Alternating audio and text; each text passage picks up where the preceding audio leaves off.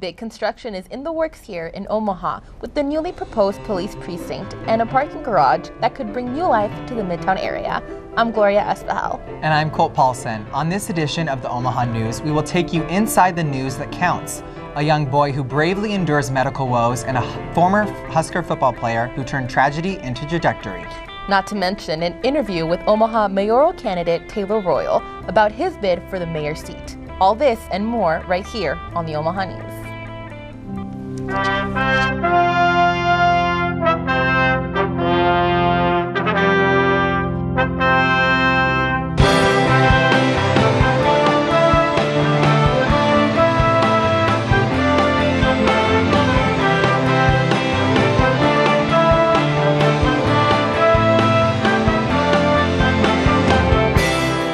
From the studios of UNO Television, this is the Omaha News, presented by UNO School of Communication.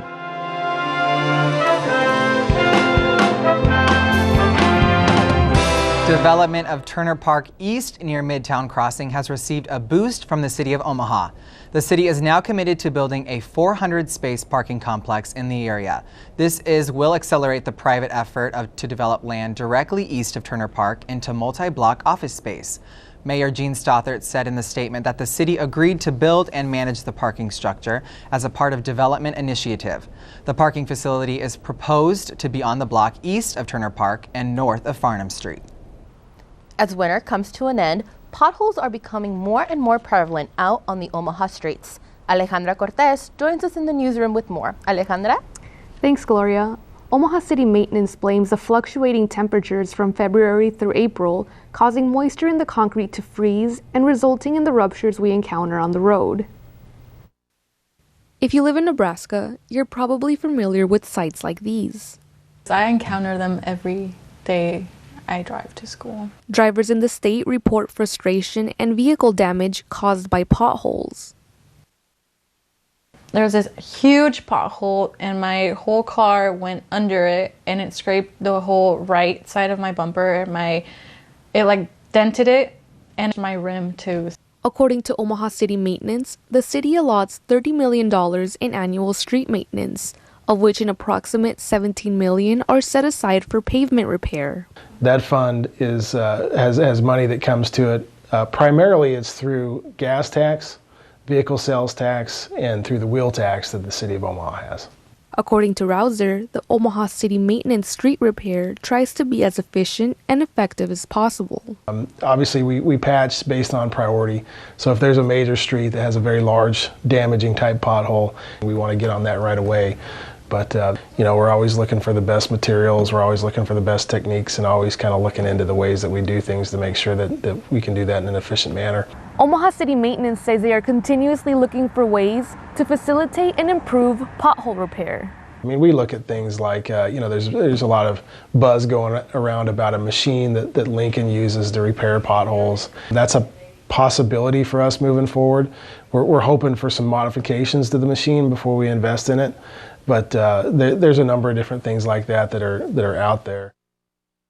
Omahans are encouraged to report potholes so that they can be fixed in a timely manner. To report a pothole, you can call the mayor's office at 402-444-5555, or you can download the Omaha mobile app and report it on your smart device. Back to you in the studio. Thank you, Alejandra. An Omaha woman died this morning after she ran a red light and was broadsided by another vehicle. Omaha police was dispatched to 168th and West Maple Road around 5 a.m. to find Linda DeBolt in need of medical attention. DeBolt was transported to Nebraska Medicine but died shortly after arrival. The driver of the other vehicle, Thomas Falcone, was uninjured in the crash. A local tax preparer is going to prison for falsifying her client's tax documents. Lisa Holmes was sentenced to 18 months in prison and 1 month of supervised release after leaving custody.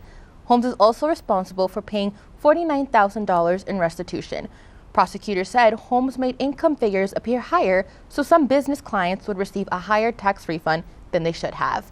The maximum penalty for tax fraud and false statements is 3 years in prison and a fine of $250,000. Coming up next, an interview with Omaha mayoral candidate Taylor Royal on his campaign. And we take a look on how the UNO Mavericks did on the road against South Dakota State. We'll be right back.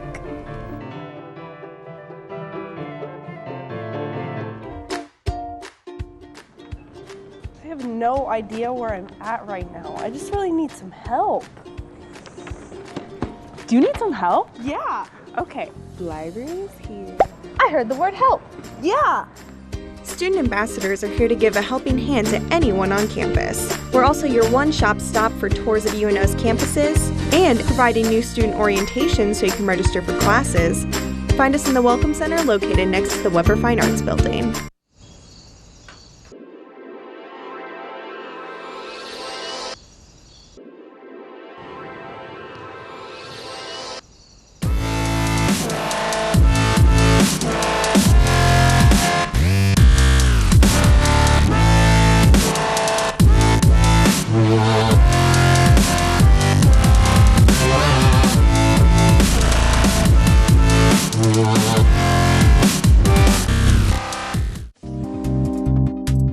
The UNO TV team teaches students the skills they need to take professional jobs in the Omaha community. Through paid positions, students build their skills in lighting, audio, camera work, and other essential control room operations. Programs air locally on TKN and statewide on NHE World. UNO Television, student crew, professional staff, award-winning results. The Library Cafe at UNO's Chris Library is the ideal spot to stop in and grab a bite to eat. Order a hot cup of coffee or other drinks. Chat with friends or study.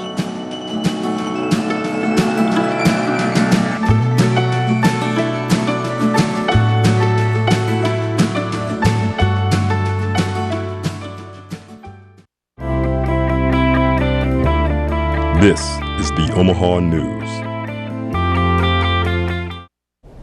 City of Omaha officials have announced plans for a 5th Omaha Police Precinct. Mayor Gene Stothert said in a news conference this week that the city signed a letter of intent to buy 4 acres of land in Elkhorn near 244th and Dodge Streets.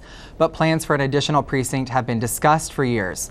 In the same press conference, Omaha Police Chief Todd Schmaderer said the new precinct comes after careful research and consideration. According to Schmaderer, the city's police coverage will be split up. The current northwest and southwest precincts will be split into 3 precincts divided by north, south, and west.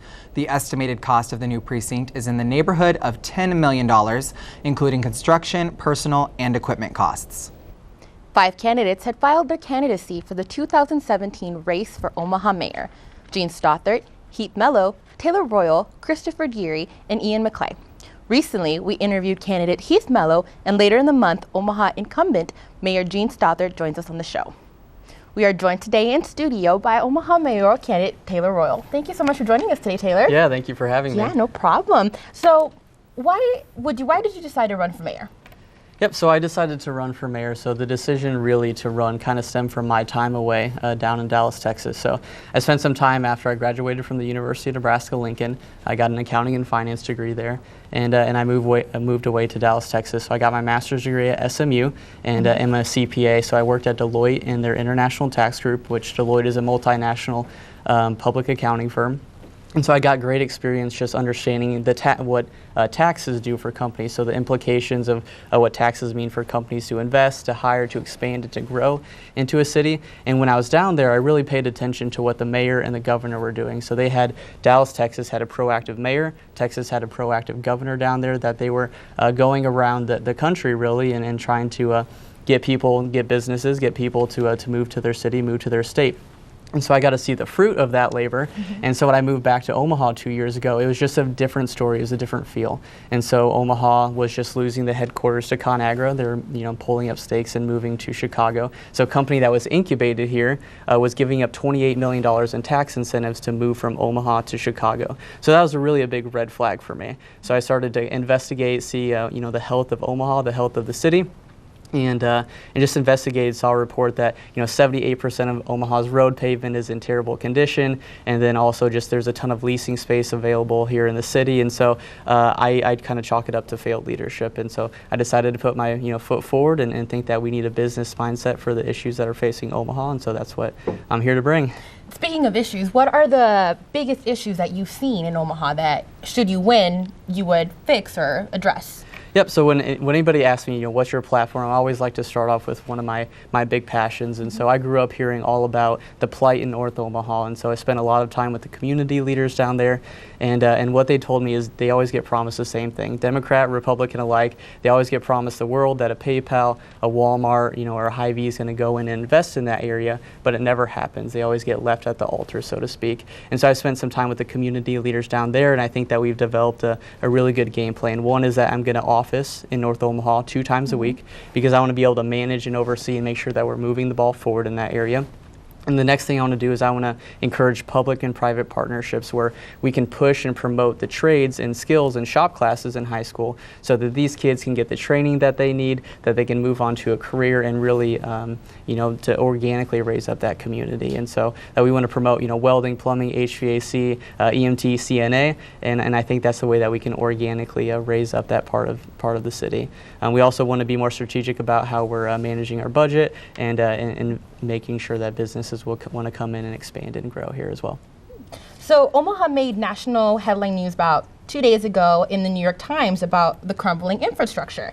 What would you do if elected mayor to solve this current problem facing the city? Yeah, so that's not something you want to have national headlines about, but so the private sector normally finds out things or investigates things way ahead of what any local government will do. And so I spent a lot of time with the folks at Union Pacific, and so what I found out from them is that these guys used to source their aggregate for their railroad ties, right? So the aggregate is a large rock material that you will put into the concrete that you actually use for your street maintenance. And what they found is that these guys would source this from out in western Nebraska. And what they found is that this stuff would just disintegrate so quickly, way faster than anything that they're used to. And what they found is that here in western Nebraska, that the aggregate we use isn't very good quality. It's not good spec. It's very sand-based. Well, that's the same sort of material that we throw into our roads. So no wonder why it disintegrates so quickly. So either 2 things need to happen. We either need to source better spec aggregate, and other cities that face our same weather band or same weather problems, Kansas City, Indianapolis, Pittsburgh, what they do is they actually lay down asphalt. Asphalt's resistant to the rock that we put down, or salt for snow removal and road maintenance, and so those are the 2 changes that we need to make. Okay, and finally, you proposed that Omaha build a football stadium and petition the NFL for a professional team. Why do you think this would be good for the city? Yep, so this was a site idea for our riverfront. We've been promising that we're going to be finishing our riverfront for the longest time. Right now we have a pedestrian bridge that leads to nowhere essentially, and I thought that this would be a great idea. If you look at the demographics of Omaha, Nebraska, the surrounding areas, I think this would fit in nicely. So we already send thousands of people from Omaha to go watch the Huskers play on a weekend, and they go spend their money at the restaurants, the shops, the hotels, and over $250 million in economic benefit goes there on the weekend. So why can't we have that same revenue that goes there on Saturdays come right down to our riverfront on Sundays? Awesome. Well, thank you so much for your time, Taylor. Yeah, thanks for having me. When we come back, Grace University could be leaving the downtown area, and how one Omaha child bravely faces medical woes with a smile and a good attitude. Stay with us.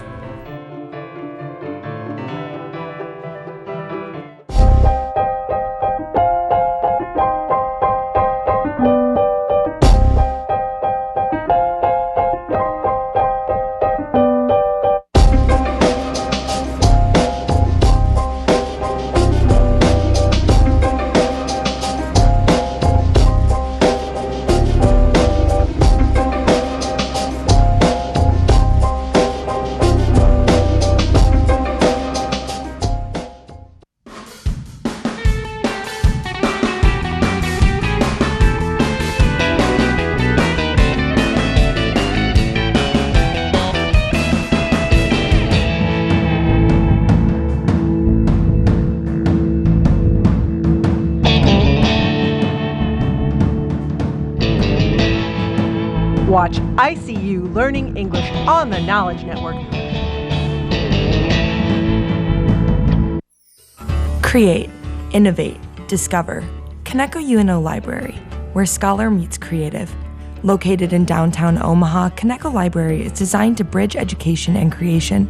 For students and community members alike, both loud in expression and quiet in nature, encouraging forward thinkers to collaborate in a beautiful space of creative scholarly consciousness. Coneco UNO Library, open space for your mind where momentum is accomplished. Just feel a sense of camaraderie with fellow veterans, whether they're young, old, from different branches.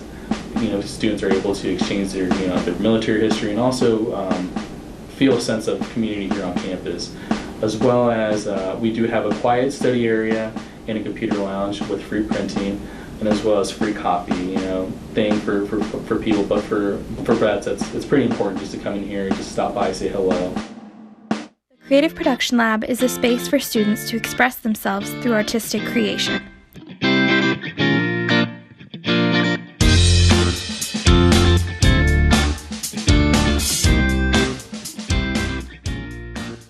Whether they want to do something visual, such as using the 3D printer or laser cutter, or if they want to create an audio project in the Whisper Room, the options are endless within the Creative Production Lab.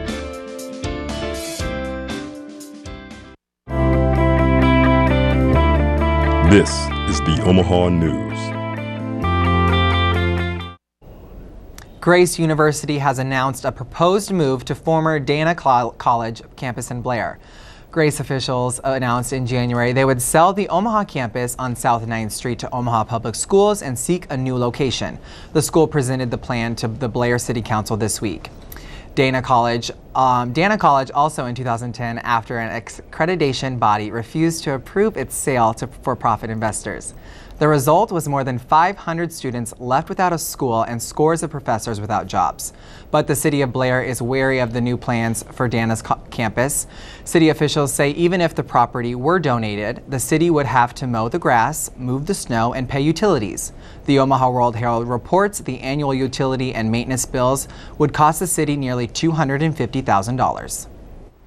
Research by the American College of Surgeons says the average American will undergo 3 inpatient surgical procedures in his or her lifetime.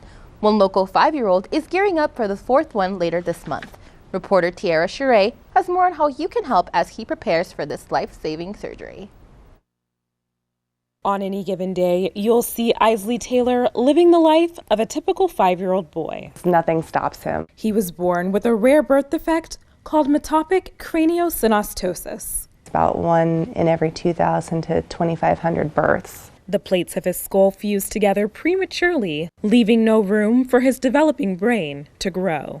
Isley will soon undergo cranial surgery, which will be the 4th surgery he's endured. As any parent, you wouldn't want to see your kid go through that. Isley's parents keep him in the loop about his condition and what to expect for his upcoming surgery. Gonna cut open my head and move my brain a little bit forward.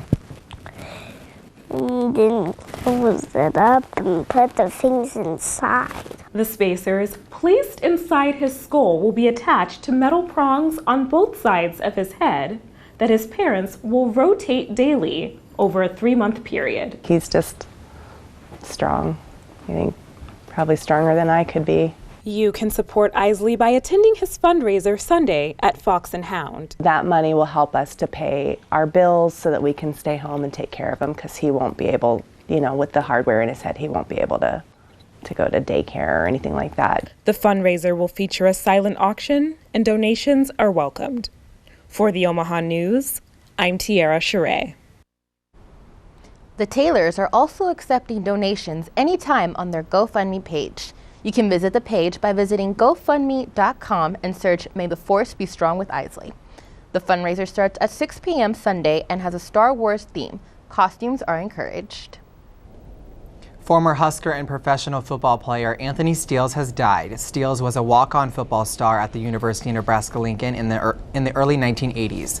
He is also the only Husker to sing the national anthem in Memorial Stadium and play in the game on the same day. After his time in the NFL, Steeles led an embattled life. For years, he was a homeless drug user, in his words, hopelessly addicted to crack cocaine. He once said his drug-related issues all started his rookie year in the NFL when a veteran player offered him cocaine. Steels did turn his life around, though, making a name for himself as a professional musician and later turning his prostate cancer into a teaching opportunity to raise awareness. South Dakota State University defeat the University of Nebraska at Omaha Mavericks last night to clinch the Summit League Championship for the fourth time. The Jackrabbits had a sluggish start to the game, but South Dakota State sophomore Mike Daum worked hard to bring his team back, scoring 24 of his 37 game points in the second half. With less than 5 minutes on the board, the Mavericks led the Jackrabbits, but the short time Daum managed to score 7 straight points to take the lead. Omaha had a chance to take the win at the buzzer, but narrowly missed a three-pointer. After the break, what once was considered a dance discipline is now a mainstream fitness fad. And we take you inside the Omaha Film Festival, up next on the Omaha News.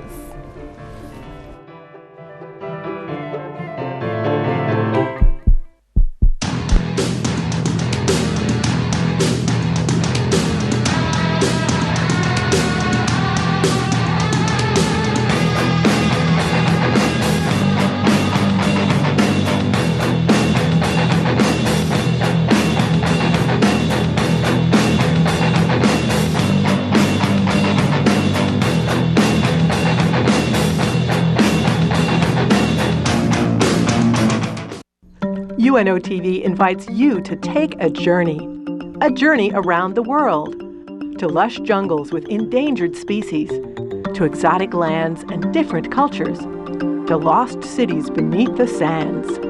Travel through time to see ancient secrets on the other side of the world, the growth of the American West, or the start of Nebraska's largest city. Or just explore our state. Find out about Nebraska in World War II. Learn how Omaha has grown since. Discover the effort to renovate its green spaces, the history of one of its most impressive buildings, or look at its internationally recognized university. For over 20 years, UNO TV has produced award-winning documentaries that explore, educate, and enlighten. To find out more, call 402-554-2516 or visit unotv.unomaha.edu. Bloomberg News reported Monday that Gordman's, a retail chain founded in Omaha more than 100 years ago, will file for bankruptcy. The company received a deficiency letter in the NASDAQ market in November saying that it would be delisted from the exchange if its stock continued to trade below $1 per share. Gordman's is not the only retail chain falling on hard times. Other companies such as Aeropostale, Wet Seal, American Apparel, and Sports Authority all filed for bankruptcy within the last year. Creighton University finance professor Lee Dunham said this is only a small part of the semestic shift happening in retail. He said Amazon is, in his words, eating the lunch of retailers. Gordman's employed nearly 350 employees in its Exarban Village headquarters, but laid off an undisclosed number of those employees in January. The Omaha Film Festival begins at Village Point Cinema this week. The festival hosts independent films from Omaha as well as other places around the country. Zachary Padilla shows us how filmmakers can make it into this festival. The Omaha Film Festival was established in 2005 and has been awarded one of the 50 film festivals worth the entry fee. The Omaha Film Festival is hosted by Village Point every year. This year it goes from March 7th to the 12th. But how does one get into the film festival? Jay Cole, who has several entries in the festival, explains how he decides which festival to enter his film at. You try and single out specific film festivals where you feel your film may be received better than others. Cole says aspiring filmmakers should be registered on sites like Without a Box and Film Freeway because they will send out updates and reminders for film festivals. However, getting into film festivals still requires a lot of research. Look at past festivals. Look at last year's festival. What did they program? Anything that seems like your film? Maybe that's an indicator that you should submit. But why should you support local filmmakers? Trent Ostrom, who attends the film festival each year, explains the importance of supporting local films. But when you see a local movie, you're seeing most likely local actors, local directors, and oftentimes probably the subjects that are going on in the movie might be a lot more relevant to your individual area. For the Omaha News, I'm Zachary Padilla. To access the full lineup of films for this year's festivals, you can visit omahafilmfestival.org. The 2017 lineup for LustFest has been announced. The lineup includes the Omaha Symphony, Bike the Bluffs Community Bike Ride, a showing of the hit film Star Wars, The Force Awakens, Fireworks for Freedom, and the Rocky Horror Picture Show screening. LustFest is an annual festival aimed at celebrating all the great things happening in the metro area and honoring the unique landscapes of the Lust Hills. The celebration will be held at the Tom Hannafan River's Edge Park on the Iowa side of the Bob Carey Pedestrian Bridge in Council Bluffs. If treadmills, especially ellipticals, weightlifting, and plain old running have become dull and routine, perhaps it's time to try something new. There is a new fitness trend that is becoming widely popular across the United States. Barre offers elements of Pilates, yoga, ballet that make for a unique workout experience. In 1959, the first barre studio opened in London. Now, with the recent explosion of popularity, there are over 700 corporate-owned barre studios in the United States. Barre is a ballet-inspired workout method designed to build lean and toned muscles. I leave exhausted, and I feel sore the next day, but not too sore where I can't come back. Pure Barre and the Barcode both have locations in Omaha, and with the rise in popularity, the Barcode recently opened a new location in West Omaha. Owner Bonnie Eisenhart says the class puts your body into isometric holds to develop muscle endurance, muscle strength, and muscle tone. We add tiny movements to burn out that muscle group. Clients love the workout trend because it targets multiple muscle groups at once and improves mind-to-body connection. It's 50 minutes, you get in and you get out, and it's just a daily routine that I do. What makes the Barcode so popular is that it's a boutique fitness studio. Boutique fitness has been exploding in the fitness world for several years, and members enjoy the sense of community they offer. I think it's just a place where you can come and feel like the best version of yourself on any given day. And I think that's a type of community that Barre establishes. Barre is a workout for everyone that has no prerequisites to taking the class. It's just coming in, liking good music, liking a good atmosphere, and just being ready to work. Women are flocking to studios like the Barcode to get a workout and see results, all while having a place to feel empowered. That is one of the strongest words that I can use to describe how I want my clients to feel. It's empowered.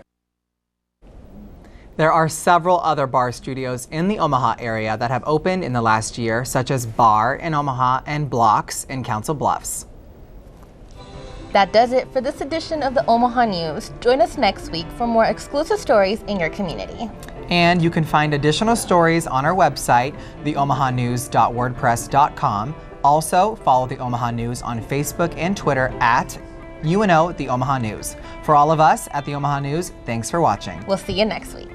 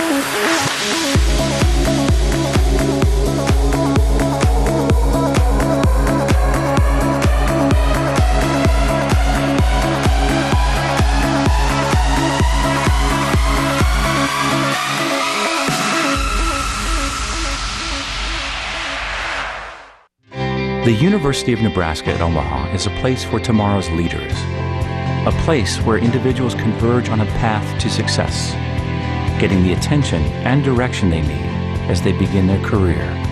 It's where students take pride in serving Omaha, a city we've invested in for more than 100 years. UNO is a place where greatness begins. The University of Nebraska at Omaha.